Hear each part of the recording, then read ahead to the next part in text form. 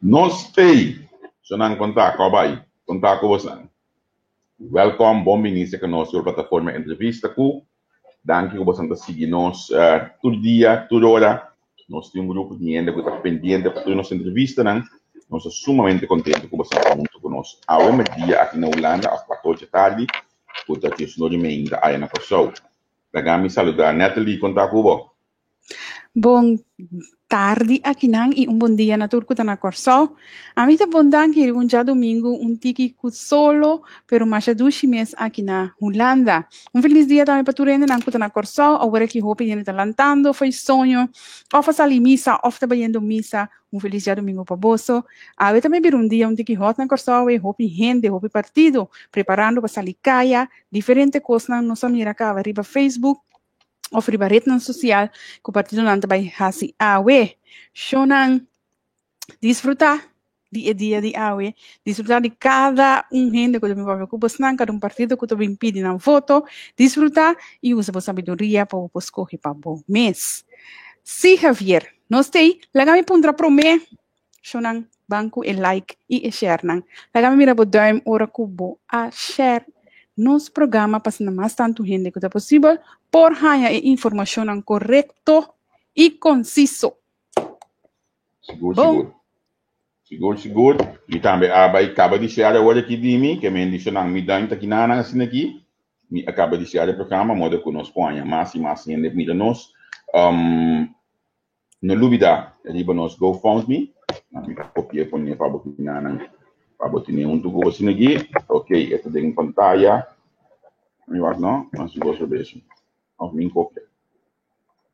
Nós GoFundMe, por do nós logo que boque, para sostener-nos, se botar de Corsol, vou pedir nos números de Corsol, então não tá, eu posso donação na plataforma Entrevista. Porque não me dá enxergar um pouco tique ainda, me dá enxergar um pouco tique ainda, me dá que nós temos muito mais cena da waka, me di banco enxergar, então você sabe, porque sabe preciso quando é da waka, so a mista é cifra na mídia, mas cognete também, com nossos colegas, não que me di banco para baixo, você não começar para me primeiro de enxergar móvel de budget, passou assim nós está ganhando com opinião também waka. Nós também conversar com Willem Engel, que está na cabeça de Vidas Waarheid, que está grupo que aí para o governo holandês corte,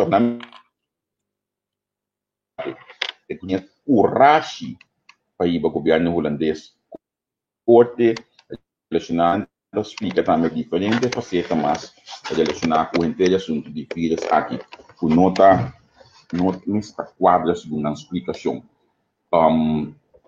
Tem hopi inserto número onde está aqui, pero a outra dia que dois culpamento também papia, dois culpamento também explica nós como não também dentro da situação e de como não acha que está aqui. Também dentro da lista político, dentro da lista 30 aqui na Holanda, e também explica também entre outros com a boicot ng partido para entre outros do reino holandês não pode votar. A hoje não, a gente sabe da minha cifra, hoje nós pedimos para não share, eu só tinha mais a share do programa que me está contente que sei, a homem que é para sobrar também, como se share do programa, então mais que dá tu corda batinho com o hashtag Willem Engel, então assim para mais e mais gente seguir nos desenvolvendo de entrevista com. Nessa mita que é de compromisso que nós começar com nós invitado, a gente discorda nós ainda não beijo aqui, quando que já tem maneira que já domingo se conosco esta setor na Holanda 2 horas na Corsol, então mais tarde na Corsol 14 tarde no bor aqui na Holanda nós vamos terminar esse man o egai ku tahari egai de mais positivo para a em reino holandês. Então também nós invitado tahari significa que também a compreender a vida aqui en met deze wil ik Willem Engel gelijk inbrengen, want je lacht, dus dan heb je dit gesnapt, ja?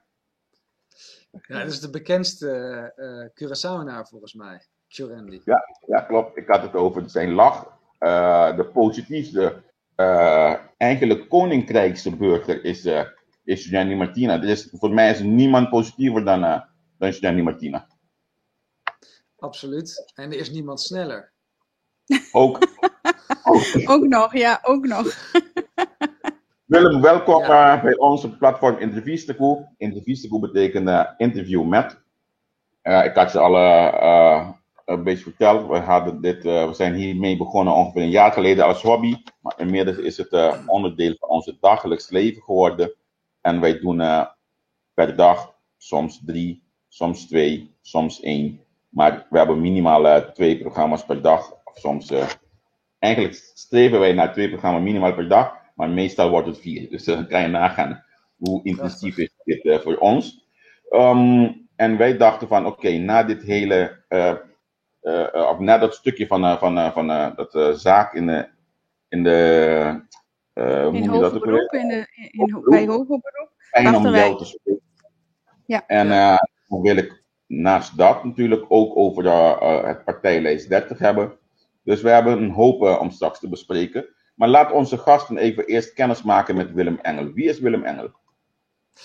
Ja, Willem Engel was de laatste 12 jaar dansleraar. En dat ben ik nog steeds. Maar er zijn wat taken bijgekomen. Ik ben nu ook mensenrechtenactivist. En ben verkiesbaar bij lijst 30. En daarvoor, voor mijn danscarrière, was ik wetenschapper. En heb ik 12 jaar bij de Universiteit Leiden en ook een paar jaar bij de Universiteit Twente in Enschede onderzoek gedaan. Naar of met aerosolen. En mijn wetenschappelijke achtergrond is biofarmaceutische wetenschappen. Dus ik heb ook wel het een en ander geleerd over immuunsystemen, vaccins en virussen. Oké, dan snap Als je ik, zegt van leraar. In welke richting? Latijns-Amerikaanse partnerdans. Dus wat in mijn school voornamelijk wordt gegeven is Braziliaanse zouk. Maar ook bachata, merengue, salsa. Ja, dat is voor het goede dan leven. snap ik. Dan snap ik de gast dat je ooit had in je programma vanuit Curaçao. Onze beste vriend die Steven Walrout. Dan snap ik die link. Ja, klopt. Nou, leuk. Ja, dat leuk. is- Gezellig. Ja. Ik denk dat het denk heel ook erg belangrijk belangrijk is om veel met dansen bezig te zijn. Want als je veel danst, dan snap je waar het leven over gaat. Over samen, over beweging, over genieten, over muziek, over cultuur. En dat is allemaal bij elkaar, komt dat bij het dansen. En ik denk dat we, als we naar de politiek kijken, maar ook als we naar de maatschappij kijken, dat we dat veel meer moeten doen. Nou, fijn om te horen. Fijn om te horen. Als wij kunnen beginnen met eigenlijk de werkelijke onderwerp. Waar zouden we beginnen? Willem Engel heeft verteld wie hij is ongeveer, wat hij allemaal heeft gedaan. Maar plotseling ontstaat er een Willem Engel die eigenlijk tegen de draad wil gaan, tegen wat de regering aangeeft, tegen alles wat RIVM aangeeft. Hoe is dat begonnen? Ja, het is begonnen vorig jaar eigenlijk al bij de lockdown. Merkte ik, er zijn heel veel dingen die niet kloppen, die niet wetenschappelijk zijn. Ben ik gaan onderzoeken. Ik heb wel de dansschool dicht gedaan. En daardoor had ik alle tijd ook om het te onderzoeken. En kwam ik erachter dat heel veel beweringen of modellen niet klopten of werden overdreven. En inmiddels had ik contact met de zakenpartner van mijn broer, Jeroen Pols. Die is jurist. En die was ook al vanuit de juridische hoek aan het kijken van er zijn heel veel dingen die hier niet kloppen. En zijn we gaan samenwerken. Dan heb ik het over eind april. En een rechtszaak voorbereiden tegen de lockdown. En doordat we daarmee bezig waren en dat bekend werd, onder andere door Café Weltschmerz, dat is ook een YouTube kanaal, kregen we heel veel mensen die het met ons eens waren en zeiden van ja, maar dit is precies wat ik voel en jullie verwoorden het. En toen is de beweging eigenlijk begonnen. En nu zijn we een actiegroep met een achterban van vele tienduizenden mensen. En voeren we heel veel rechtszaken tegen, ja, ik wil het geen regering noemen, want die houdt zich aan de wet en die is verkozen. En dit is op zijn best gezegd een demissionair kabinet en op zijn meest realistisch gezegd een regime. Als je zegt over regime, zou je dat kunnen uitleggen? Ja, nou, er is eigenlijk geen democratische toetsing op dit moment. Dus we hebben ook geen invloed op wat het beleid is. Helaas zien we dat de wet terzijde is geschoven. En dat zelfs 2 weken geleden de rechtbank zelf het knapje of het karwei moest opknappen voor het regime. Dus je ziet dat zowel de rechtspraak als de democratie niet meer functioneren. En dat er maar één richting geldt. En dat is waar het regime naartoe wil. En dat uit zich heel sterk in bijvoorbeeld dat het vaccin de enige oplossing is om uit deze crisis te komen. Elke wetenschapper die kijkt ernaar en die ziet, ja, dit is ridicuul, dit gaat helemaal nergens over. We hebben nog nooit iets alleen maar met een vaccin opgelost. En zo kan ik nog wel een paar uur doorpraten over wat er allemaal niet klopt aan het beleid. En dat is ook een van de redenen waarom ik me verkiesbaar heb gesteld, omdat het echt anders moet. Als je zegt van, Javier, heb je een vraag? Anders Nee, ik luister even mee, want ik krijg bepaalde vragen via de app. Dus ga maar door, dan kom ik met die vragen zo meteen. Oké. Als je zegt van, dat ze in één richting wil gaan, dan ga ik gebruiken zo'n medische term. Het lijkt wel alsof ze autistisch zijn. Dus dat ze alleen maar zien wat ze willen zien en dat ze dat eigenlijk willen doen. Hoe moet de bevolking dan erop reageren? Hoe moet de bevolking met dit omgaan? Ja, dat is een goede vraag. En inderdaad, die monofocus, alsof er maar één mogelijkheid is, die is heel schadelijk voor de maatschappij. En hoe je ermee om moet gaan, en dat probeer ik echt iedereen op het hart te drukken, blijf naar je hart luisteren. Blijf dicht bij jezelf. Afstand houden, daar is nog nooit iemand beter van geworden. Niet mensen aanraken, dat is helemaal geen naaste liefde. Dus blijf gewoon je ding doen en je leven leven. En zoveel mogelijk de media die het regime steunen te negeren. Dus televisie kijken, daar komt heel weinig informatie en heel veel propaganda vandaan. Dus blijf vooral het gesprek aangaan. Blijf goed voor de mensen om je heen zorgen. Blijf in liefde, veel knuffelen, nabij zijn. Als iemand ziek wordt, dan verzorg je die. Het zijn allemaal de dingen die we al duizenden jaren doen. Die zijn niet opeens niet meer waar. En we zijn een beetje voor de gek gehouden, alsof het nu heel anders werkt met het immuunsysteem, met gezondheid, met epidemieën. Maar dit hebben we al vele honderden keren meegemaakt. En hier hebben we juist een immuunsysteem voor. En hier hebben we juist een samenleving om voor elkaar te zorgen. Maar als je het zo beschrijft, dan zal ik gaan nadenken van, waarom zou iemand dat doen? Waarom zou een regering dit gaan doen met zijn bevolking? Wat is het doel dat erachter schuilt? Ja, nou, inmiddels zijn ze daar steeds opener over. Als ze het hebben over de Great Reset, Agenda 2030 en Build Back Better, dan wordt duidelijk dat er een plan achter zit. En dat ze van plan zijn de economie, maar ook de hele maatschappij te herstarten. Eerst af te breken en daarna opnieuw op te bouwen in een beeld waarvan zij denken dat het beter is. Nou, er zijn er twee dingen waar ik het heel erg niet mee eens ben. Is ten eerste hebben we er niet over kunnen stemmen. Het gebeurt niet eerlijk.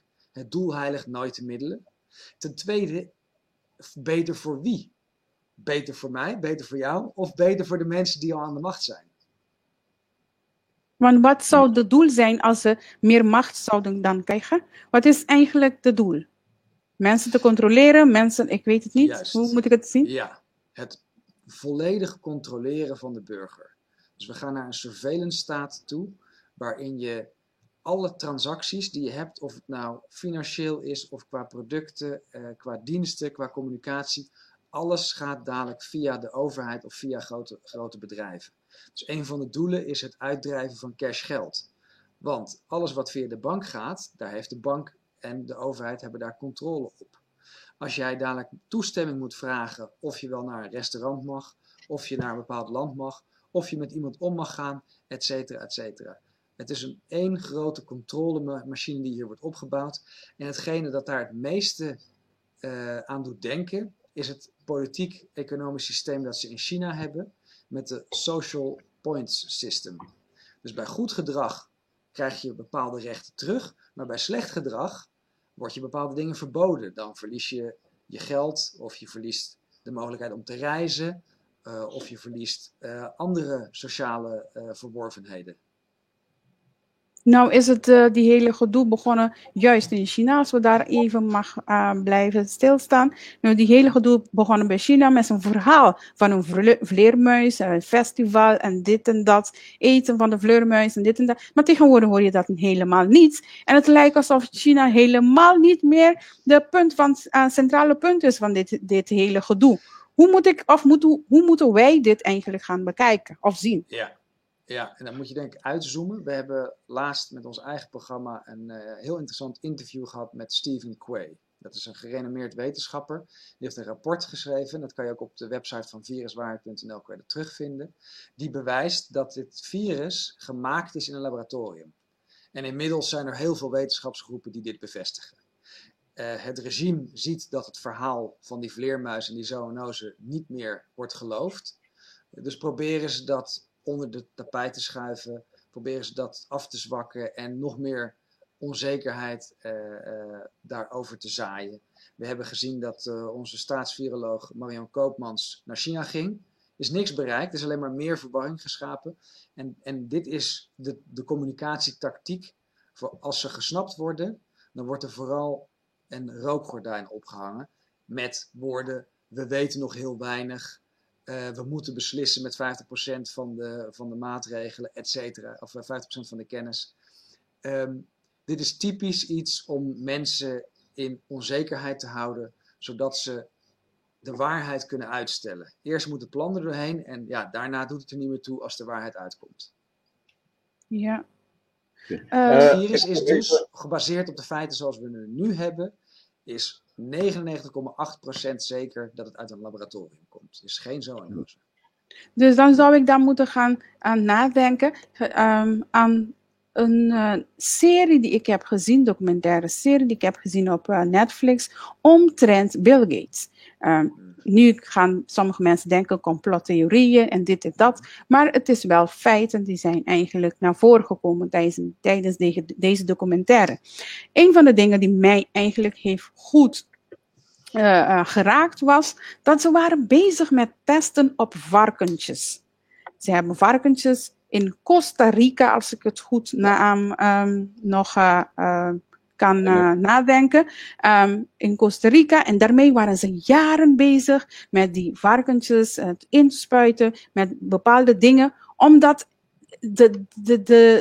eigenlijk de reden weet ik nog niet, want waarom zou je dat zoiets gaan doen? Ja. Maar met de bedoeling om een vaccin te maken. En daarna was het overgegaan naar vogels. Dus ik heb eenden gezien en dit en dat. En toen op een gegeven moment kwam een professor tevoorschijn en die zei van rond 2019, die zei van, oh, we hebben nu een bepaalde virus, dus eind 2020 zou het kunnen zijn dat we hebben dan COVID-19. Zo is het ook gebeurd. Maar velen geloven deze dingen niet. Dat klopt. En daar heeft Big Tech in de vorm van LinkedIn van Microsoft of Facebook, Instagram, TikTok, Twitter, YouTube. Al deze bedrijven die zijn nogal bezig met fact-checkers. Iedereen heeft er tegenwoordig wel van gehoord. Dit is gewoon de nieuwe manier van censuur. De waarheid is er wel, maar je moet heel goed zoeken. Omdat de propaganda 10 keer of 100 keer meer wordt gezonden.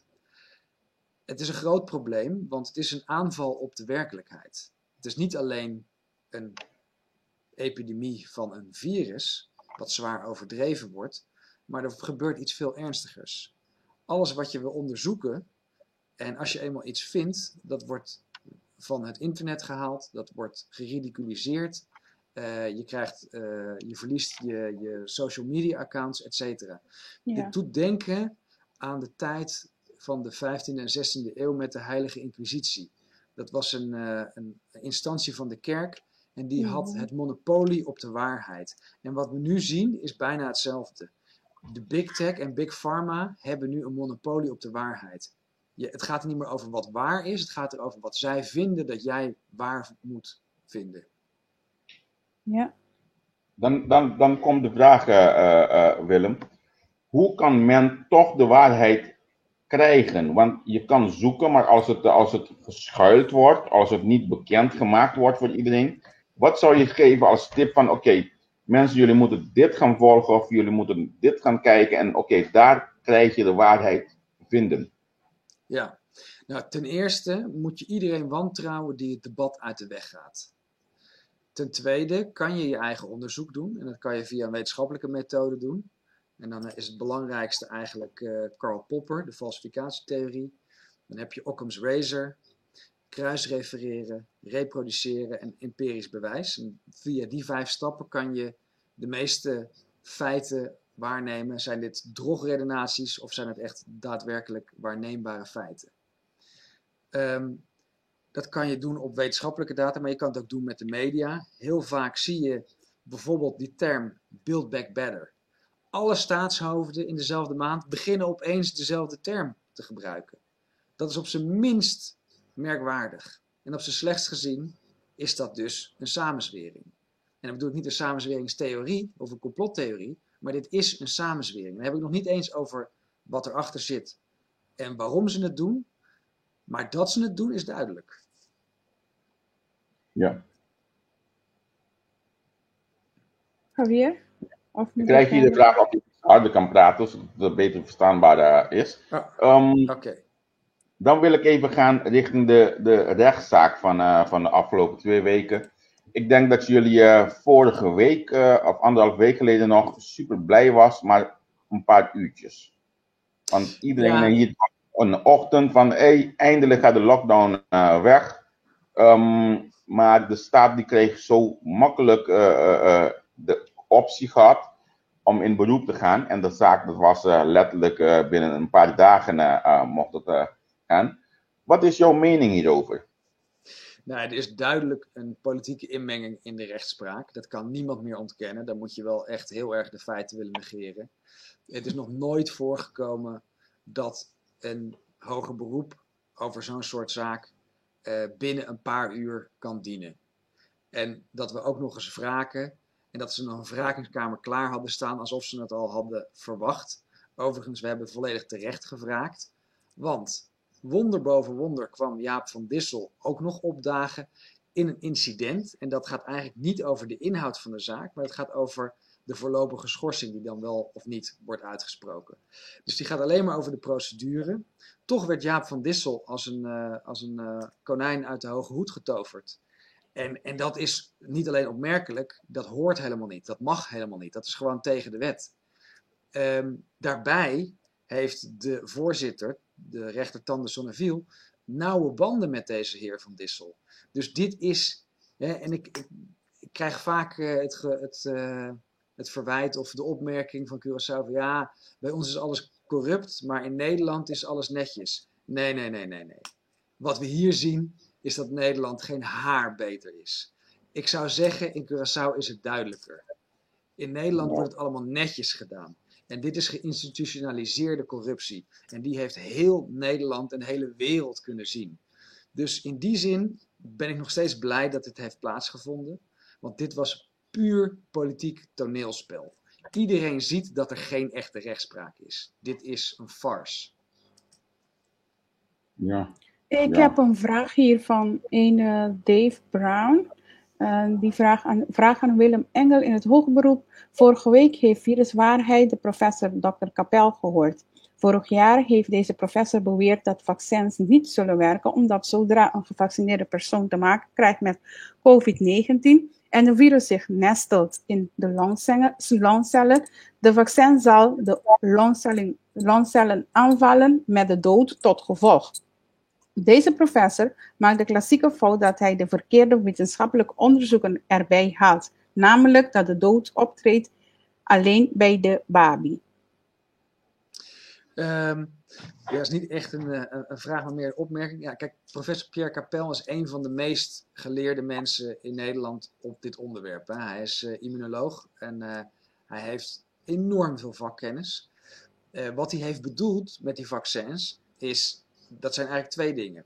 Eén is het gevaar dat ze lichaams-eigen weefsel aanvallen. En of dat nou bij de baby is of bij een volwassen mens. Dat gevaar is nog steeds aanwezig. En dat hebben we ook gezien. Helaas zijn er al 65 geregistreerde overlijdens na de prik. Want we mogen het geen vaccin noemen, het is gentherapie.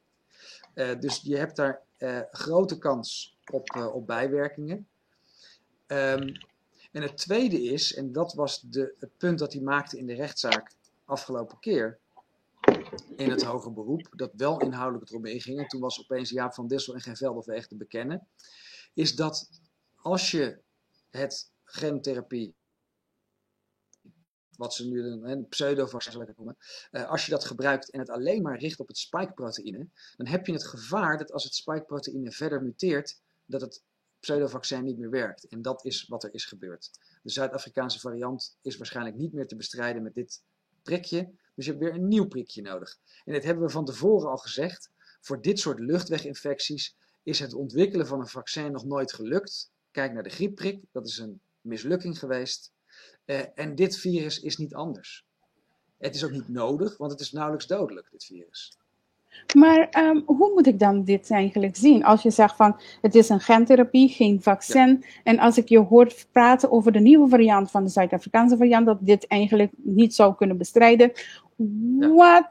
Hoe moeten wij als degene die dit zou moeten gaan ingediend krijgen, dit eigenlijk zien? Wat houdt dit in met ons immuunsysteem? Wat gaat dit eigenlijk met ons immuunsysteem doen als wij dit gaan toegediend krijgen? Ja, het korte en eerlijkste antwoord is, we weten het nog niet. Het is namelijk een experiment.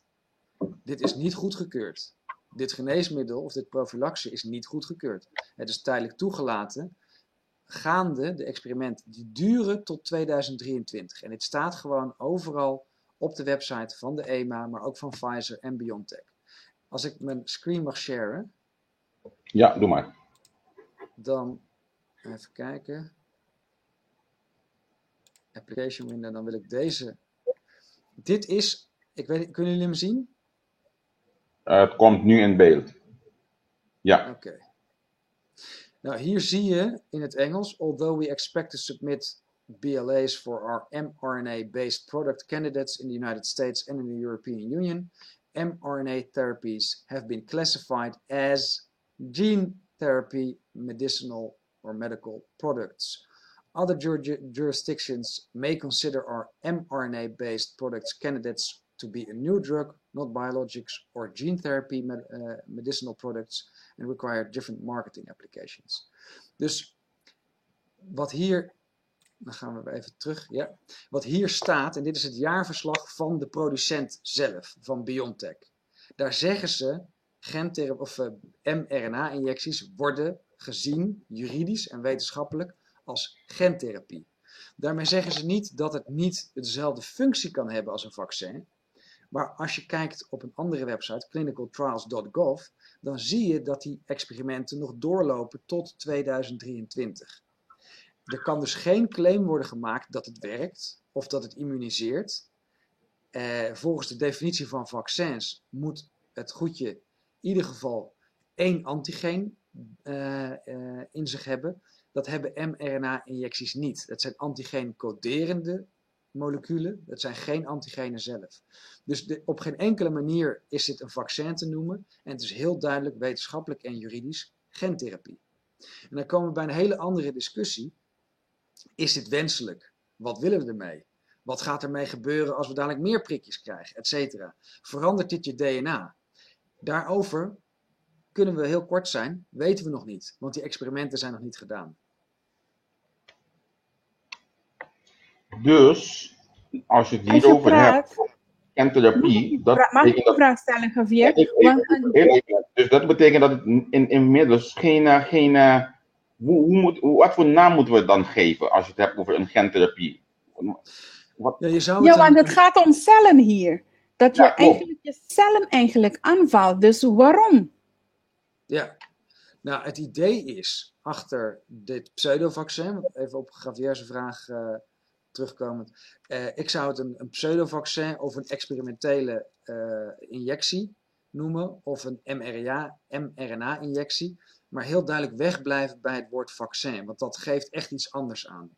Het kan een vaccin nabootsen in de werking, maar of dat zo is, weten we nog niet. En het kan ook heel veel andere effecten hebben, die misschien wel je DNA veranderen, of in ieder geval je genregulatie veranderen. Dus het hoeft nog niet eens de volgorde van je genetische code te veranderen, maar het kan wel de aflezing van je genetische code beïnvloeden. Het idee is dat je je cellen het stofje wat lijkt op een stof van het virus laat aanmaken en dat daarmee je immuunsysteem getriggerd wordt en op die manier dat stukje van het virus leert kennen zonder dat je ziek wordt. Maar dat is één van de routes. Er zijn nog wel 4 andere routes die mogelijk zijn. En als we kijken naar de bijeffecten, dan kunnen we niet anders concluderen dat zeker bij de anafylactische shock en bij de allergische reacties er toch zeer ernstige bijwerkingen zijn die meer onderzoek vergen. En daarom raad ik iedereen echt af om mee te doen aan dit medisch experiment. Het staat iedereen vrij om te kiezen, maar onze nieuwste rechtszaak gaat eigenlijk daarover. Informed consent gaat over de juiste en de complete informatie. Wees eerlijk dat het gentherapie is. Wees eerlijk dat het experimenteel is. Wees eerlijk dat er bijwerkingen zijn. En wees eerlijk dat er heel veel niet is onderzocht. Dus dat er geen claim kan worden gelegd. We weten niet of het werkt. Nieuwe rechtszaak heb je het over. Dat betekent dat een hele ander onderwerp. Maar heb je wel de vertrouwing in het hele rechtsstaatsysteem? Dat jullie überhaupt krijgen deze rechtszaak? Of tenminste akkoord krijgt straks? Of volgens jullie voordelen? Nou ja, we hebben 3 of 4 strategiepunten met het voeren van deze rechtszaken. Want we hebben er al 12 gevoerd nu. We hebben er 2 gelijk gekregen die direct met een wetje eromheen weer dicht zijn gemetseld. Dus je ziet dat het regime zich bedient van oneigenlijke wettelijke middelen. Je ziet dat de rechterlijke macht het regime tot in grote mate steunt. Maar je ziet ook dat het niet onmogelijk is om gelijk te krijgen, alleen wel onwaarschijnlijk. Dus wat is het belangrijkste doel van deze rechtszaak? Is mensen informeren over wat er echt aan de hand is. Een ander doel is om te laten zien dat er een hele diepe corruptie en een systeemrot is in dit systeem van politiek en wet en rechtspraak.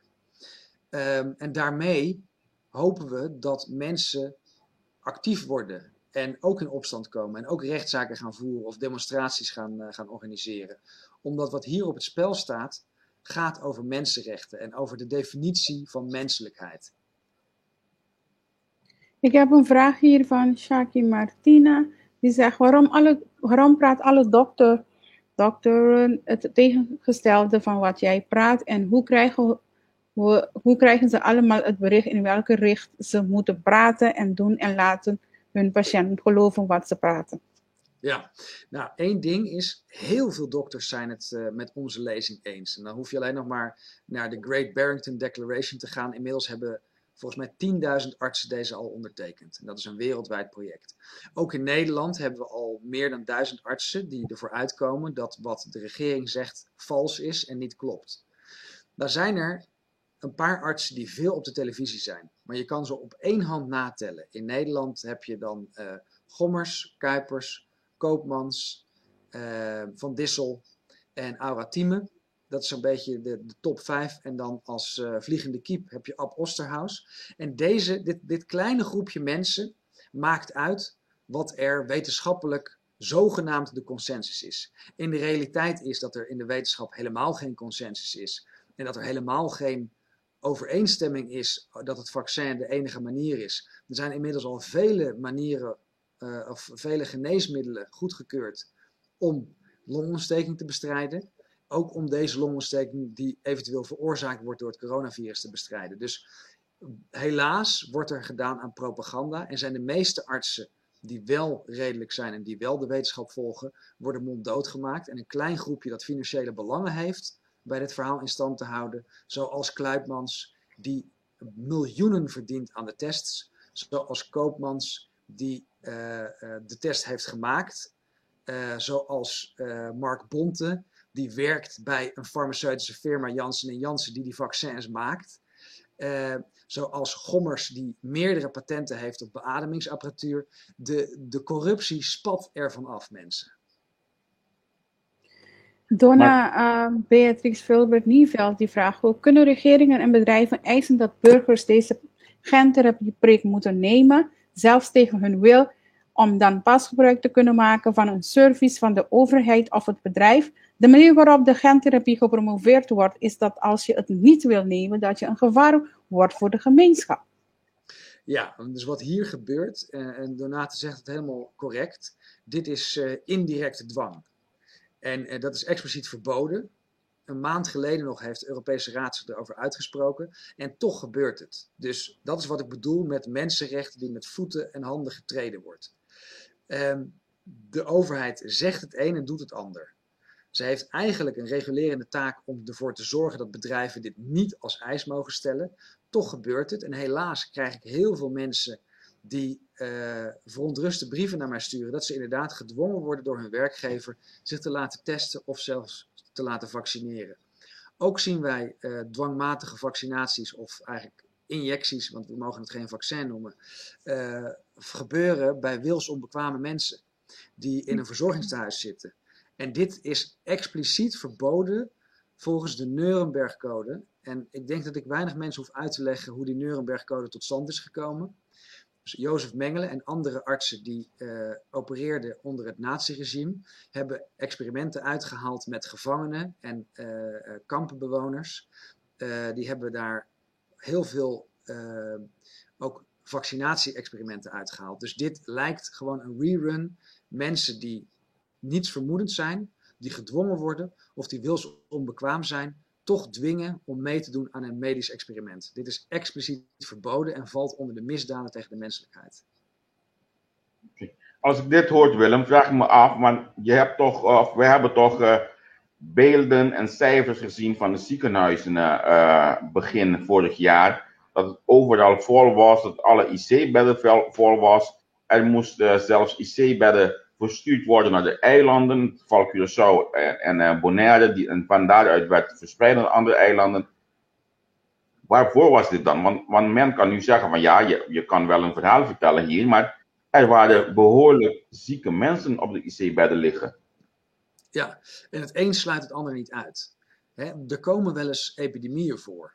Bijvoorbeeld in 2018 hadden we ook een griepgolf. En dat was dan door een ander virus veroorzaakt, maar een zeer vergelijkbare griep. Want daar hebben we het over, een onderste luchtwegaandoening.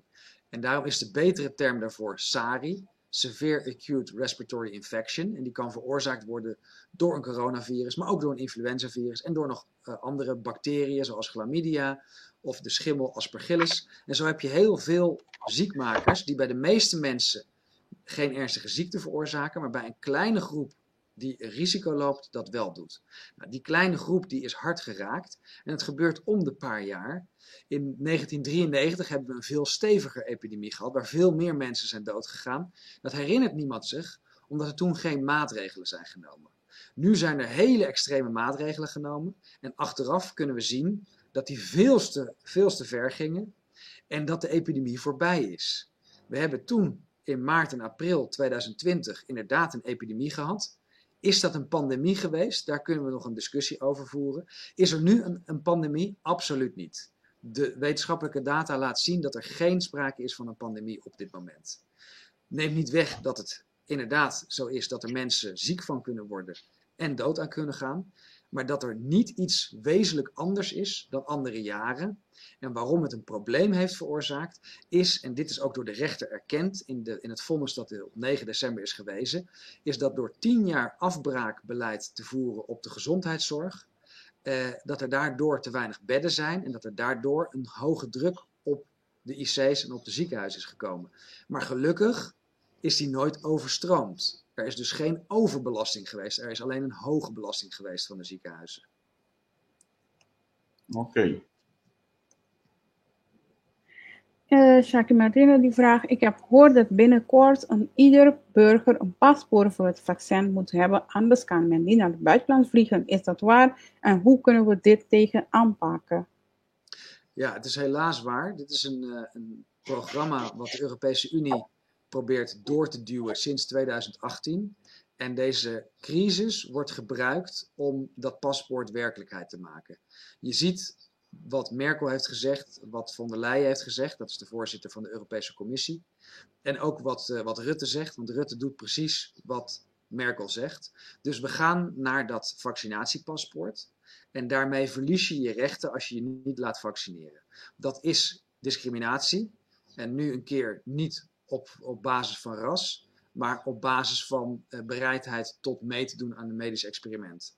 Maar daarom is het zo goed dat we het ook met Curaçaoënaars en Antillianen en andere groepen in Nederland bespreken, die dit systeem al kennen. Je mag niet meedoen, want je hebt een andere kleur. En nu mag je niet meedoen, omdat je geen prikje hebt gehad. Maar de kern van de zaak is precies hetzelfde. Je krijgt eerste, tweede en derde klas burgers met dit systeem. En dit heet apartheid. Er is geen ander woord voor. Ja. Ik vind dat dit wel een beetje zorgelijk, vooral als, dat gedeelte van gentherapie, die heeft wel een beetje me aangeraakt. Ik ben, apothekerassistent, dus ik heb sowieso mijn vragen. En als je me zegt dat je met iets in mijn spuit die mijn eigenlijk cellen gaan aantasten, dan moet ik wel even goed nadenken. Waarom? Misschien lijkt het nu, want sommige mensen beweren, als je gentherapie neemt of zo, het tast jouw DNA niet aan. Maar het kan ook zijn dat deze mensen zijn experimentatief bezig. Dus door deze dingen stap voor stap te doen, komen ze wel op een moment bij de gedeelte dat ze de DNA kunnen aantasten. En dat is mijn punt. En dat is duidelijk bewezen. Ik heb het hier met heel veel wetenschappers over de hele wereld. We openen hier de doos van Pandora. Het gaat niet over dit prikje, maar als je kijkt naar het vaccinatiepaspoort. Dit is trouwens al op 6 maart 2020 doorgevoerd. De elektronische toevoeging aan je paspoort. Dit was voor de lockdown. En daar zie je ook dat het planmatig gebeurt. Wat daar wordt bewerkstelligd, is dat je elke paar maanden een prikje krijgt. Wat er nu ook wordt gezegd, is dat dat prikje niet meer dat hele proces van goedkeuring hoeft door te lopen. Dat je dus in principe de code kan veranderen en een nieuw prikje erin.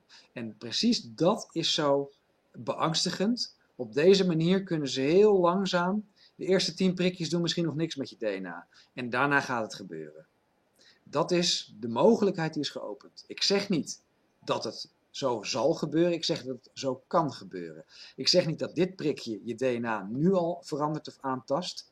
Maar er is geen onderzoek naar gedaan. Dus er kan geen claim voor of tegen worden gedaan. En dat is het zorgelijke. We openen een pad naar verandering van ons DNA. Waarom is het zo dat als je de eerste vaccin neemt, dan ben je toch niet eigenlijk beschermd? En dat je ook anderen niet zou kunnen besmetten? Dat heeft met een paar dingen te maken. Wetenschappelijk, juridisch en politiek. Wetenschappelijk is het gewoon zo dat een vaccin nooit 100% bescherming biedt. Dan kom je op het juridische. Als het iets niet volledig kan afdekken, dan mag je dat niet claimen. Want dan is het een oneigenlijke claim en dat is strafbaar, vooral volgens de wet op reclamegeneesmiddelen, artikel 84. Dan heb je politiek. Die maatregelen zijn nodig om de vaccinatiebereidheid omhoog te krijgen. We worden nu allemaal miserabel gemaakt. Er worden rechten van je afgenomen en je kan ze terugkopen door je te onderwerpen aan dit medisch experiment. En dat is de politieke drang of dwang die erachter zit. Dus het zit op meerdere lagen, wordt hier een psychologische oorlogvoering gevoerd. En hoeveel, dus nu zoals hun eigenlijk het voorschrijft, hoeveel keren moet je vaccineren om zogenaamd beschermd te zijn? Ja, dat weten we dus niet. Want als je kijkt naar de onderzoeken, die zijn nog gaande. Er wordt geclaimd dat je na 2 keer een hoge mate van immuniteit hebt. En dan hoor je getallen als 95%. Maar die 95% is een relatieve risicoreductie. Als je kijkt naar de absolute risicoreductie, dan zit die maar bij 1%. Dus er kan helemaal niks gezegd worden of je wel immuun wordt. Misschien heb je wel 100 prikjes nodig en werkt het nog steeds niet. En dat is het grote probleem hier. We weten nog veel te weinig. De experimenten zijn niet af. Nu is het zo dat alle medicatie, wat voor vorm je het ook wil benoemen of hebben, al is het de paracetamol, die hebben allemaal een bijwerking op ieder individu zijn lichaam.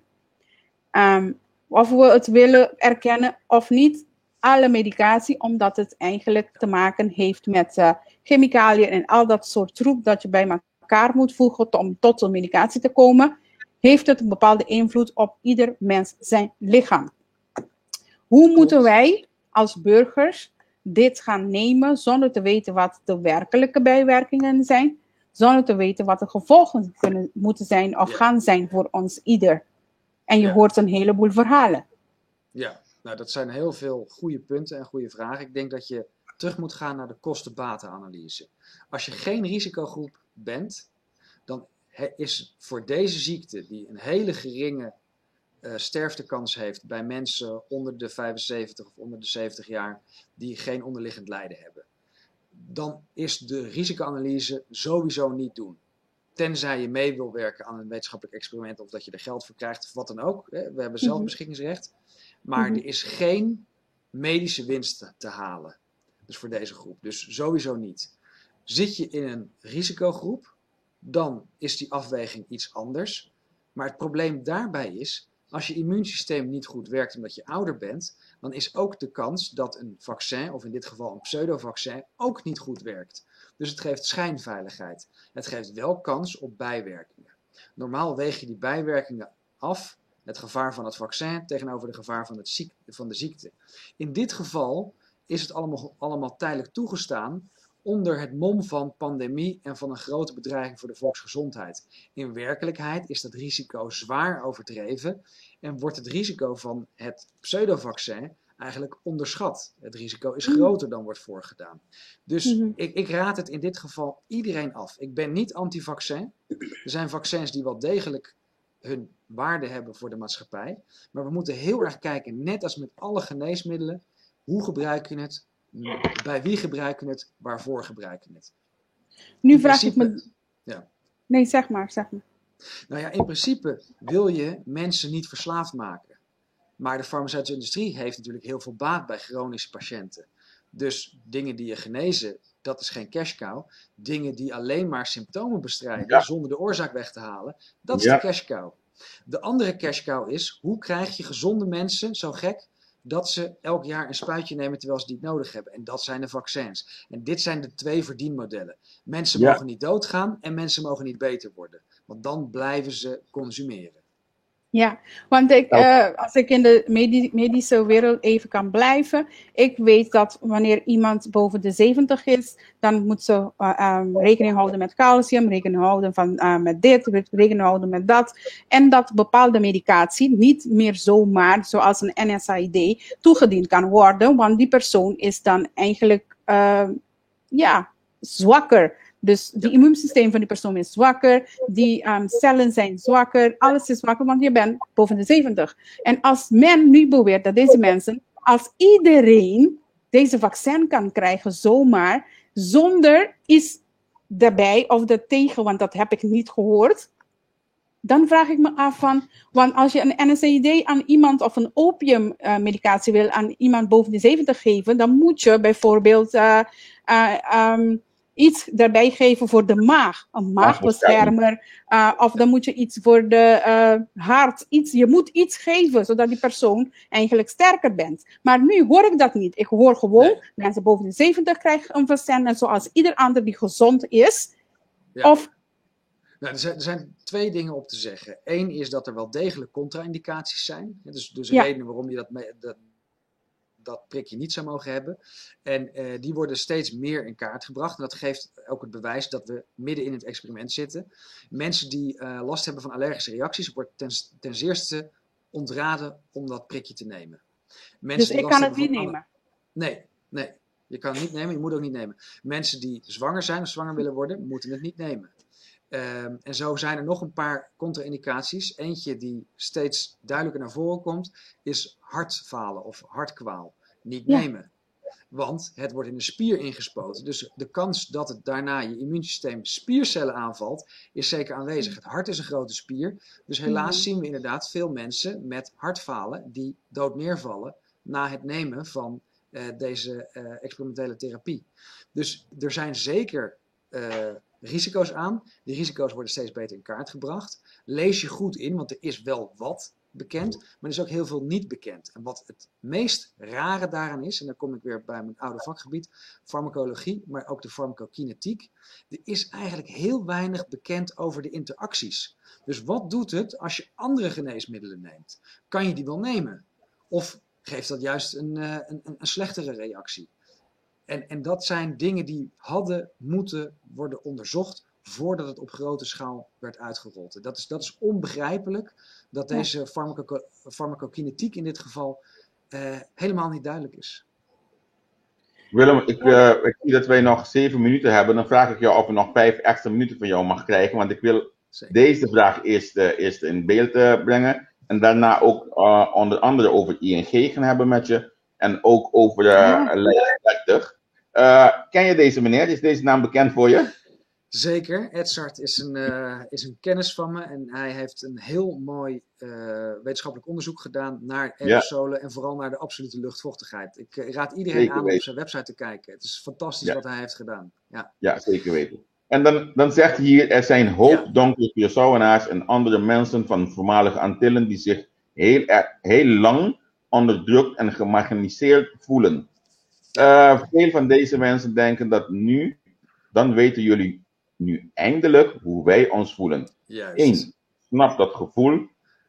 Snap je dat gevoel? Heeft u iets met de Antillen? 3. Dit is de derde vraag. Edzard heeft wel mooi gespeeld. 3 vragen in 1.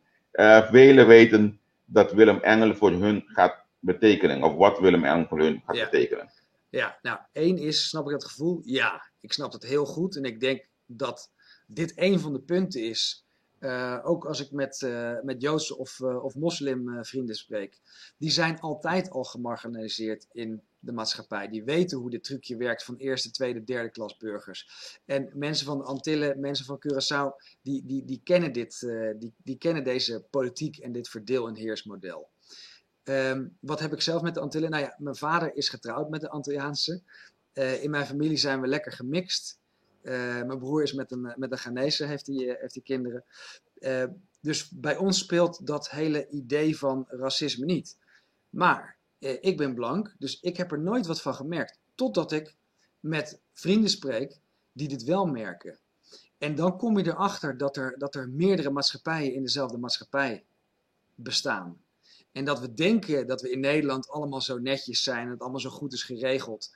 Maar dat hele assimilatiepolitiek van vooral de linkse partijen heeft het tegenovergestelde bereikt. En waar wij met lijst 30 echt voor staan is multiculturaliteit en natuurlijk integratie met behoud van eigen cultuur. En dat gaat echt over de emancipatie van de ondernemer die Nederlander is, van Curaçaose afkomst of van Turkse afkomst. Het gaat niet over je kleurtje. Het gaat over wie jij bent als persoon. En we moeten echt ophouden met die identity politics en elke partij een paar donkere mensen op de lijst zetten omdat we dan wat stemmen van deze groep kunnen krijgen. Waar we echt mee bezig moeten gaan, is gaan in gesprek gaan en mensen serieus nemen en kijken hoe we met z'n allen deze maatschappij kunnen vormgeven zonder dat we één dominante mening hebben. Ja, het is een beetje wat we nu constant zien van oké, je bent donker, je mag op de lijst, maar dan moet je wel precies zeggen wat de lijst zegt, want anders mag je niet meespelen. En daar willen we echt verandering in brengen. Echt met mensen gaan praten en respect hebben voor elkaars afkomst en elkaars cultuur. Oké. Even over ING. Ik hoorde dat tijdens jouw persconferentie dat er een en ander is gebeurd met ING. Zou je ons dat kunnen vertellen? Ja, daar kan ik wel wat over vertellen. De ING wil de berekening van viruswaarheid bevriezen. Dat zouden ze gisteren al doen. Volgens mij is het nog niet gebeurd. Dus hopelijk kunnen we maandag nog een gesprek verwachten. Dat niet alleen, ook de rekening van mij als privépersoon en van mijn dansschool zouden worden bevroren. En mijn verzekering. Wel een beetje bekend, hè? Moet ik eerlijk zeggen. Ja, nou, en toen ben ik met vrienden gaan bellen en die hebben dit ook. Dus het schijnt dat een uitgeverij in Groningen, de Blauwe Tijger, gebeurt hetzelfde mee. De boeren die zich hebben verenigd in FDF gebeurt hetzelfde mee. Dit is ook weer die politieke inmenging in het bedrijfsleven. ING mag de vuile klusjes opknappen van het regime. En als mensen denken dat we in een net land leven, dan heb ik nieuws voor ze. Dat is niet meer zo. En misschien is het wel nooit zo geweest. Ja, dat is belangrijk. Ik zou zeker meer willen horen hoe het uitkwam met de ING, want dat zou zeker een mooi thema kunnen zijn. Nou, dan zien we hier al tweede gesprek met Willem, AUW, tweede interview. Dus dan weet je wel dat wij je nog een keer gaan vragen voor een interview. En ik zou zeggen, we gaan jou nog een keer uitnodigen voor het thema, hele corona-thema, maar dan willen we jou ook uitnodigen voor het politieke thema. Dat gebeurt met onze collega Cynthia in de ochtenduren, waar we meer focussen op politiek in Nederland. Dan wil ik even kort, lijst 30. Waarom moet men op lijst 30 stemmen en waarom kan men op Curaçao niet op lijst 30 stemmen? Ja, nou die eerste reden geeft gelijk de tweede reden, denk ik. Ik denk omdat wij met lijst 30 echt staan voor integratie en voor pluriformiteit, voor multiculturaliteit, maar als belangrijkste verantwoordelijkheid. Elk mens heeft autonomie, zelfbeschikking en verantwoordelijkheid. En vanuit daar willen we naar een participatiedemocratie. Iedereen kan, mag en moet meedoen met de maatschappij en moet ook gehoord kunnen worden, moet zijn mening kunnen geven en doet ertoe. En ik denk dat, waar we het net al over hadden, dat bepaalde groepen in onze maatschappij al een hele tijd worden gemarginaliseerd of als excuus worden gebruikt voor een bepaalde politiek. En daar willen we van af. Vrijheid en liefde, dat is waar de maatschappij eigenlijk over zou moeten gaan. Dat moet geregeld worden voor iedereen. En dan het tweede stukje van je vraag.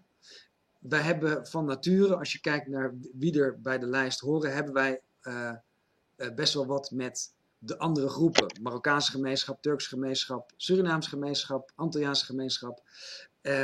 Wat wij nu zien is dat de kiesraad bepaalde beslissingen heeft genomen die er heel sterk op lijken om ervoor te zorgen dat wij niet mee kunnen doen, juist in de gebieden waar deze gemeenschappen zijn. Dan heb ik het over Den Haag als stad, over Utrecht, over Amsterdam. Maar Den Haag is vooral een hele bijzondere, want iedereen in Curaçao, iedereen in de Antilliaanse gebieden, die moet via Den Haag stemmen. Elke expatriate, dus expat, dus Nederlander die ergens anders woont, die moet via Den Haag stemmen. Dus dat wij niet meedoen in Den Haag is echt een sabotage. Ik sprak gisteren met iemand uit Curaçao en die zei van, joh, jullie staan niet op de lijst, hoe kan ik op jullie stemmen? En die ging weer terug naar de gemeente en daar stonden al 4 dozen met geretourneerde formulieren, omdat er zoveel mensen op Curaçao op lijst 30 willen stemmen, maar niet kunnen stemmen. En dit is kiezersbedrog. En wat gaan jullie daarmee aan doen? Nou ja, we zijn nu aan het kijken of we zowel op Curaçao als in Nederland een rechtszaak kunnen aanspannen, want dit pikken we niet.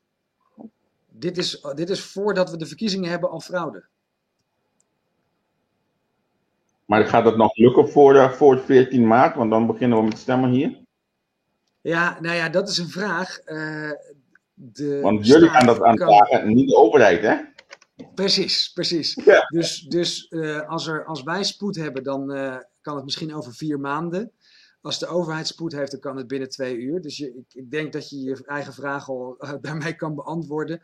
Maar ik denk dat het heel belangrijk is om het wel aan te spannen. Want we zijn niet alleen op zoek naar een politieke overwinning. We zijn ook bezig met de corruptie en de systeemrot in het systeem aan te tonen. En daarvoor zijn dit soort zaken heel erg belangrijk. Dan wil ik ten slotte even vooruitlopen als mijn collega Cynthia je hebt. Want stel Willem Engel na 19 maart in de Tweede Kamer. Wat zou de eerste dat jij zou gaan zeggen of op tafel leggen in de Tweede Kamer? Ik zou alle OMT-verslagen direct openbaar willen maken. Eerlijkheid, openheid, transparantie. Want zonder die 3 dingen is er helemaal geen democratie mogelijk. Dus we moeten alles wat nu verborgen wordt gehouden aan de oppervlakte brengen. En ik ben bang dat de beerput open gaat. Ja. Nou, dan is er niks anders om jou te bedanken voor je tijd van vandaag. Wij gaan contact houden zodat we nog een keer kunnen uitnodigen voor de meerdere programma's. in de commentaren zag ik iets om ook even kijken, om ook Jensen Ja, die heb ik ook gezien, ja.